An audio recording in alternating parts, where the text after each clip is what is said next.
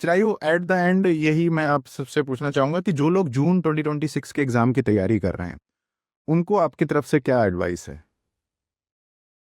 Sir मैं तो बोलूँगा जितनी जितनी क्वेश्चन प्रैक्टिस करो, उतनी मतलब मैं तो बोलूँगा जितनी करोगे उतनी कम ही है वो, मतलब क्योंकि आजकल वो क्वेश्चन तो आप देख ही रहे हो, पिछले 2 पेपर से कैसे पूछ रहा है वो, कहीं से भी कुछ भी पूछ रहा है। कुछ भी पूछ रहा है, घुमाने की कोशिश। और जो आपके स्ट्रॉन्ग टॉपिक है उसको तो आप करो ही करो।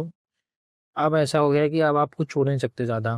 तो जो छोटी-छोटी यूनिट्स होती है, जैसे सरफेस हो गई और बायो इनऑर्गेनिक हो गई, ये ऐसी यूनिट्स हैं जिनमें मतलब बहुत छोटे चैप्टर हैं पर वेटेज अच्छा है इनका।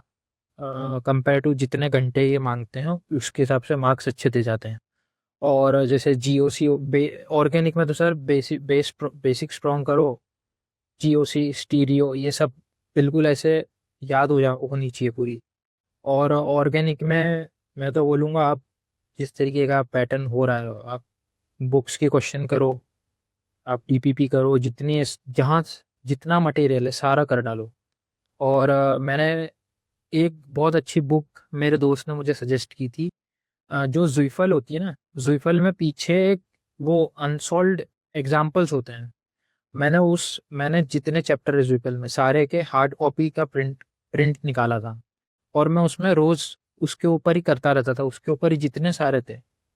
आंसर नहीं मिलते उसके, उसको करते जाओ बस। और फिर उसके बाद फाइनल से सॉल्यूशन रहता है कि ये स्टेप है। वो सर वो उस बुक ने बहुत हेल्प किया। एंड फिजिकल एंड इनऑर्गेनिक के लिए कोई स्पेशल बुक?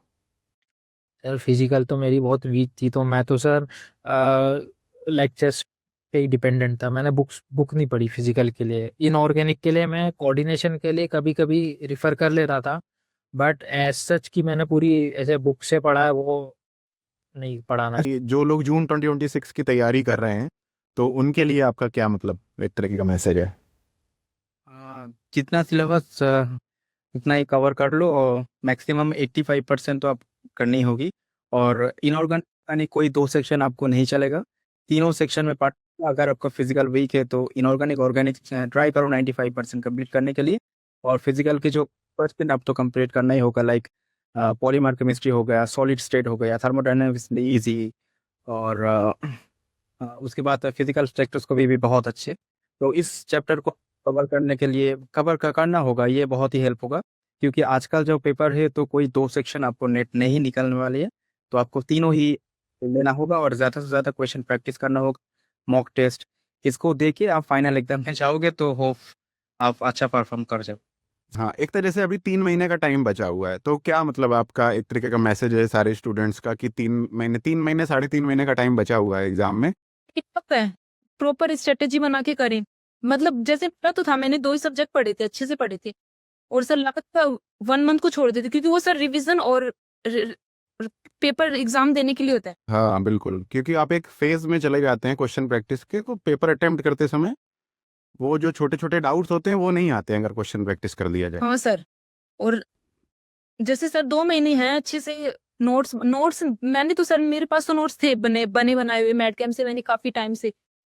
हेलो एवरीवन, स्वागत है आप सभी का एक बार फिर से आपके अपने YouTube channel Math Camp classes में। तो आज इस वीडियो में हम लोग बेसिकली बात करने वाले हैं, अगर आप एक रिपीटर स्टूडेंट हैं और CSIR नेट जून 2026 में अगर आप इस एग्जाम को क्रैक करना चाहते हैं, इसके बाद अपनी PhD स्टार्ट करना चाहते हैं, उसमें अपने बढ़िया 40,000 रुपीज का अपना JRF का फेलोशिप चाहते हैं, आप चाहते हैं कि आपका असिस्टेंट प्रोफेसर का जो अगला एग्जाम आने वाला है आपका स्टेट का, उसे आप क्वालिफाई करके एक बढ़िया असिस्टेंट प्रोफेसर की जॉब अपने स्टेट में, अपने शहर में पा सकें, तो इसके लिए आपको कुछ बातों का ध्यान रखना पड़ेगा। सबसे पहली बात तो यही कि 3 महीने बचे हुए हैं, एग्जाम में बहुत कम समय बचा हुआ है, तो आप अपनी तैयारी को स्टार्ट कर दें, अपनी तैयारी को एक कंटिन्यूअस फ्लो में ले आएं वापस, जैसा आपने इससे पहले दिसंबर 2025 के एग्जाम या उससे प्रीवियस वाले एग्जाम में किया था।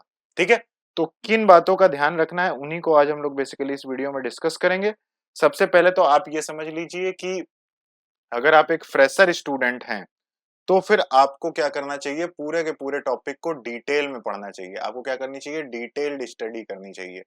और डिटेल्ड स्टडी करने के लिए आपको अच्छे से हर टॉपिक को पढ़ना है और आपको जल्दीबाजी नहीं करनी है और 3 महीने का समय बचा हुआ है। अगर आप डेली 5-5 6-6 घंटे अगर डेली पढ़ें तो आप अपने सिलेबस को कवर कर पाएंगे। और एज अ फ्रेशर एक बात हमेशा ध्यान रखें, शॉर्टकट की कोशिश ना करें, शॉर्टकट बिल्कुल मत लगाएं, ठीक है। आप पूरा फोकस करके पढ़ने की स्टडी करें। अगर आप अच्छे से फोकस करके स्टडी करेंगे, पहली बार आप जब टॉपिक को पढ़ते हैं तो उसे डिटेल में पढ़ना ही ठीक रहता है, धीरे धीरे पढ़ना ही ठीक रहता है। तो उसी तरीके से आप उस एग्जाम की तैयारी करिए। बाकी अगर आप एक रिपीटर स्टूडेंट हैं तो आपके लिए सबसे मेन बात क्या है कि जो आपके रिमेनिंग टॉपिक्स हैं, रिमेनिंग टॉपिक, जो भी आपके रिमेनिंग टॉपिक्स हैं वो आपको क्या कर लेने हैं, कवर कर लेने हैं। अभी आपने देखा होगा मैटकेम क्लासेस के चैनल पर इतने इंटरव्यूज आए और उसमें हर CSIR नेट एस्पायरेंट ने जिसने भी इस एग्जाम को क्वालिफाई किया उसने एक ही बात हमें बताई। क्या बताई? कि हमें सिलेबस को पूरा पढ़ना पड़ेगा, हमें इनऑर्गेनिक, ऑर्गेनिक, फिजिकल तीनों टॉपिक को आपको पढ़ के जाना पड़ेगा। तो सबसे पहली बात तो अगर आप एज अ रिपीटर हैं तो आप क्लियर कर लीजिए कि आपको क्या क्या पढ़ के जाना है। मान लीजिए आपको ऑर्गेनिक अच्छी लगती है, इनऑर्गेनिक अच्छी लगती है, फिजिकल टफ लगती है, तो फिर फिजिकल केमिस्ट्री में कौन कौन से टॉपिक आपको पढ़ने हैं आप क्लियर कर लीजिए। अगर आपको ऑर्गेनिक टफ लगती है तो ऑर्गेनिक में कौन कौन से टॉपिक आपको पढ़ के जाने हैं ये क्लियर कर लीजिए। ओवरऑल आइडियल सिचुएशन जो है वो ये टॉपिक्स की है, इतने टॉपिक आपको पढ़ के जाने ही जाने हैं। तो अगर आपने सबसे पहले तो ये लिस्ट बनाई है, लिस्ट बनाने के बाद कितने टॉपिक आपने पढ़ रखे हैं उनको टिक मारिए। अब मान लीजिए जिन लोगों की ऑर्गेनिक वीक है तो ऑर्गेनिक में क्या क्या छोड़ सकते हैं, ऑर्गेनिक में आप क्या क्या छोड़ सकते हैं। ऑर्गेनिक में आप छोड़ दीजिए, अब मतलब छोड़ने को सोचिए, आप ये समझिए कि ऑर्गेनिक में क्या क्या आपको कम से कम पढ़ के जाना ही पड़ेगा। तो उसमें सबसे कम से कम आपको जीओसी पढ़नी ही पड़ेगी, आपको स्टीरियोकेमिस्ट्री पढ़नी ही पड़ेगी, आपको रिएक्शन मैकेनिज्म पढ़नी ही पड़ेगी। ये 3 टॉपिक आपको कम से कम पढ़ने हैं। इसके आगे के टॉपिक आपका मन करे तो आप पढ़िए, अदरवाइज आप चाहें तो उन टॉपिक्स को छोड़ सकते हैं, ठीक है। ये बात हो गई अगर आपकी ऑर्गेनिक वीक है। तो आप ये क्लियर कर लीजिए कि मुझे ये ऑर्गेनिक के 3 टॉपिक पढ़ने हैं, बाकी फिजिकल इनऑर्गेनिक के मुझे सारे टॉपिक पढ़ने हैं जितने मैंने यहाँ पर लिस्ट किए हुए हैं, और वो भी डिटेल में पढ़ने हैं आपको। तो आपने इसमें से जितने टॉपिक, मान लीजिए आपने इलेक्ट्रो पढ़ रखी है, आपने काइनेटिक्स पढ़ रखी है, आपने थर्मो पढ़ रखी है, आपने फिजिकल स्पेक्ट्रो पढ़ रखी है, तो आपका सबसे पहला काम ये होना चाहिए कि आपने लिस्ट कर लिया कि कितने टॉपिक आपने पढ़ लिए। इसके बाद आपने लिस्ट कर लिया कि हाँ मुझे क्वांटम पढ़नी है, मुझे सॉलिड पढ़नी है, मुझे पॉलीमर पढ़ना है, मुझे फेज और ये पढ़ना है, मुझे ग्रुप थ्योरी पढ़नी है। ऐसे करके आपने लिस्ट बना ली है कि इतने टॉपिक मुझे क्या करने हैं, डिटेल में पढ़ने हैं। फिर इसके बाद आपने बॉन्डिंग में इनऑर्गेनिक में जाके देखा कि मुझे बायो इनऑर्गेनिक पढ़नी है, इनऑर्गेनिक स्पेक्ट्रो पढ़नी है, एफ ब्लॉक पढ़नी है और मेन ग्रुप पढ़ना है। आपने इस तरीके से इनकी लिस्ट बना ली तो आपको क्लियरली समझ में आ जाएगा कि कितने टॉपिक आपको क्या करने हैं, डिटेल स्टडी करनी है।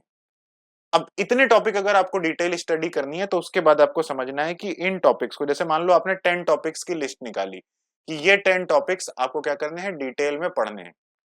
तो इन 10 टॉपिक्स को पढ़ने में कितना समय लगेगा, तो इसके लिए मैं आपको एज अ रेफरेंस देता हूं। जैसे कि मैटकेम क्लासेस के ऐप पर चले जाते हैं तो मैटकेम क्लासेस के ऐप पर कौन सा कोर्स कितने लेक्चर्स का है ये मैं एक आपको आइडिया देता हूं। इससे आपको एक आइडिया लग जाएगा कि पढ़ने में कितना आपको क्या कहते हैं, कंटेंट कितना टाइम लगने वाला है। ये समझ लीजिए ये लेक्चर का, ये एक मैटकेम क्लासेस के ऑनलाइन कोर्सेस में किसी टॉपिक को पढ़ने के लिए कितने लेक्चर्स में उन टॉपिक्स को कवर कराया गया है, ये एक लिस्ट है। इसको चाहो तो पॉज करके रख लो और लिख लो कि हाँ इस टॉपिक के इतने लेक्चर हैं, इस टॉपिक के इतने लेक्चर हैं। तो जितने लेक्चर्स हैं उतने लेक्चर्स आपको देखने पड़ेंगे। तो इसका मतलब है आप एक लिस्ट आप बना लीजिए कि इसका मतलब हो गया कि 10 टॉपिक्स कवर करने हैं तो मुझे ऐसे 100 लेक्चर्स देखने हैं। तो ये तो आपका क्या हो जाएगा कि 100 लेक्चर्स आपको देखने हैं। सबसे पहली बात आपको समझ में आ जाएगी। और दूसरी बात आपको क्या समझ में आ जाएगी कि जो टॉपिक आपने पढ़ रखे हैं, आपको लगता है कि ये टॉपिक मुझे आते हैं, तो अगर आपको कोई भी टॉपिक लगता है जो आपने पढ़ रखा है, उसका एक तरीका है, सबसे बढ़िया तरीका है, सीधा उस टॉपिक को उठाइए, उसको रिवाइज करिए और रिवाइज करने के साथ साथ फिर उसके क्या करिए, पीवाईक्यू सॉल्व करिए। पीवाईक्यू के साथ साथ उसके असाइनमेंट सॉल्व करिए, असाइनमेंट सॉल्व करिए और उसका टेस्ट दीजिए। इतना उस टॉपिक के साथ करिए, जरूर करिए। और कितना टाइम देना चाहिए एक टॉपिक को, तो एक टॉपिक को 3 दिन 4 दिन का समय आप दे सकते हैं इस प्रोसेस के लिए कि उसके पीवाईक्यू असाइनमेंट और टेस्ट के लिए 3-4 दिन आप दे सकते हैं। लेकिन 3-4 दिन पूरा सुबह से शाम उसको नहीं देना है। आपको करना क्या है कि जैसे मान लीजिए आपके पास जो मार्च का महीना है, जो आपका मार्च का मंथ है, ठीक है, और अप्रैल का मंथ है, ये 2 मंथ हैं आपके लिए किसके, सिलेबस कंप्लीट करने के।